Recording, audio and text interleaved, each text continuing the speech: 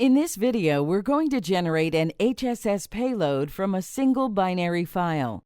We've already downloaded a copy of the HSS repository from the PolarFire SoC GitHub.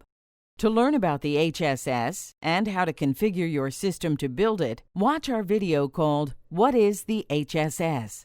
To generate a payload, open the Tools folder, then open the HSS Payload Generator folder. In here, you can find all of the source files to build the payload generator. We've got a copy of the HSS generator binaries here. There is a copy of the HSS generator executable, a payload.elf file, which is the source for our payload, and a config.yaml. In the config.yaml file, we name the payload test image. Then define the heart entry points. The U54_1 is going to start from this address, and the U54 2, 3, and 4 are going to start from the addresses shown here. We've defined the payloads at the bottom and have a payload.elf.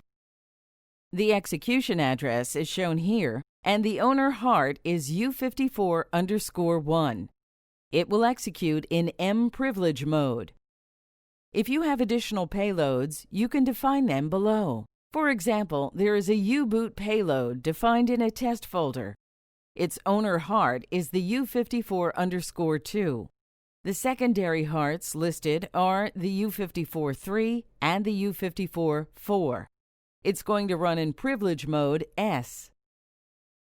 Once you've created a config file and have your payload files in the appropriate locations, open the command line.